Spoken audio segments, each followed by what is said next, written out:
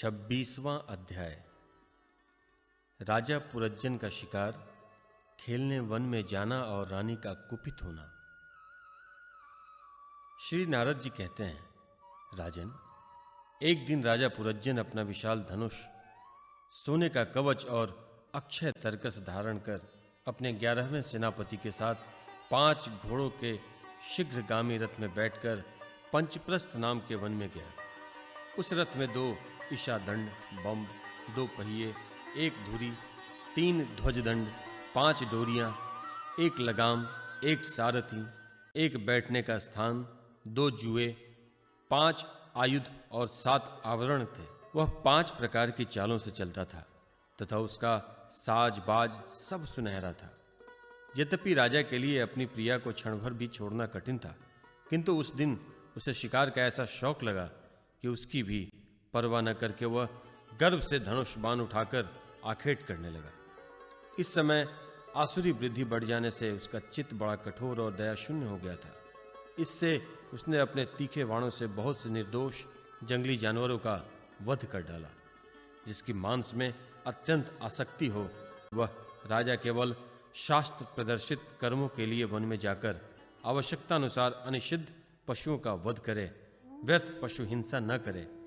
शास्त्र इस प्रकार उच्च श्रृंखल प्रवृत्ति को नियंत्रित करता है। राजन, जो विद्वान इस प्रकार शास्त्र नियत कर्मों का आचरण करता है, वह उस कर्मानुष्ठान से प्राप्त हुए ज्ञान के कारणभूत कर्मों से लिप्त नहीं होता।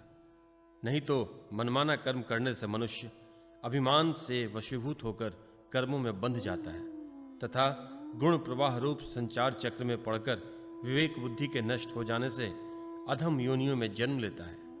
पुरज्जन के तरह तरह के पंखों वाले वाणों से छिन्न भिन्न होकर अनेकों जीव बड़े कष्ट के साथ प्राण त्यागने लगे। उसका वह निर्दयतापूर्ण जीव संहार देखकर सभी दयालु पुरुष बहुत दुखी हुए। वे इसे सह नहीं सके। इस प्रकार वहां खरगोश, सुअर, भैंसे, नीलगाय, कृष्णमृग, शाही तथा और भी बहुत से मेध पशुओं का वध करते करते राजा पुरज्जन बहुत थक गया। तब वह भूख प्यास से अत्यंत शिथिल हो वन से लौटकर राजमहल में आया। वहां उसने यथा योग्य रीति से स्नान और भोजन से निवृत्त हो कुछ विश्राम करके थकान दूर की। फिर गंध, चंदन और माला आदि से सुसज्जित हो सब अंगों में सुंदर सुंदर आभूषण पहने। तब उसे अपनी प्रिया की याद आई। वह भोजनादि से तृप्त, हृदय में आनंदित, मन में उन्मत्त और काम में व्यथित होकर अपनी सुंदरी भार्या को ढूंढने लगा, किंतु उसे वह कहीं भी दिखाई न दी। प्राचीन वरही तब उसने चित्त में कुछ उदास होकर अंतःपुर की स्त्रियों से पूछा, सुंदरियों, अपनी स्वामिनी के सहित तुम सब पहले की तरह कुशल से हो?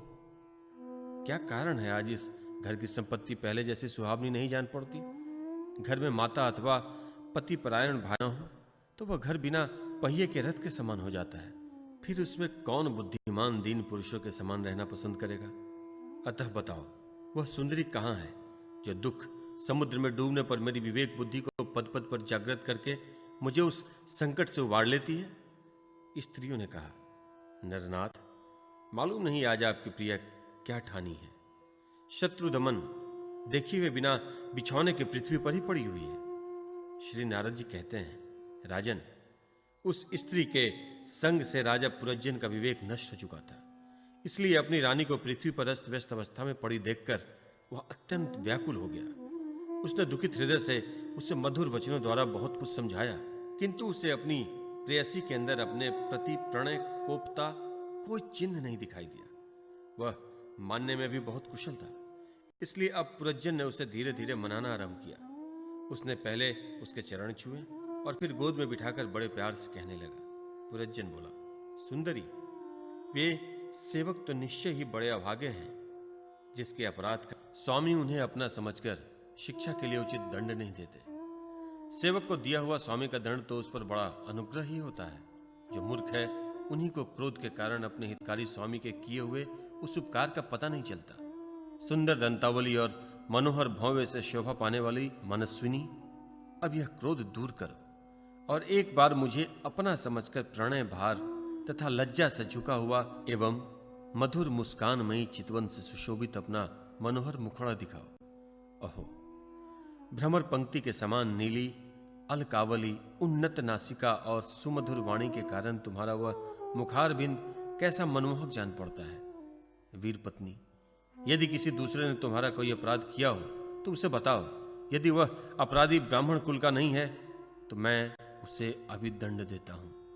मुझे तो भगवान के भक्तों को छोड़कर त्रिलोकी में अथवा उससे बाहर ऐसा कोई नहीं दिखाई देता जो तुम्हारा अपराध करके निर्भय और आनंद पूर्वक रह सके। प्रिय, मैंने आज तक तुम्हारा मुख कभी तिलकहीन, उदास, मुरझाया हुआ, क्रोध के कारण डरावना, कांतिहीन और स्नेह शून्य नहीं देखा, और न कभी तुम्हारे सुंदर स्तनों की ओर शोकाश्रुओं से भींगा हुआ तथा बिंबा फसल सदृश अंधोरों को स्निग्ध केसर की लाली के रहित देखा। मैं व्यसनवश तुमसे बिना पूछे शिकार खेलने चला गया, इसलिए अवश्य अपराधी हूं। फिर भी अपना समझकर तुम मुझ पर प्रसन्न हो जाओ। कामदेव के विषम बाणों से अधीर होकर जो सर्वदा अपने अधीन रहता है, उस अपने प्रिय पति को उचित कार्य के लिए भला कौन कामिनी स्वीकार नहीं करती।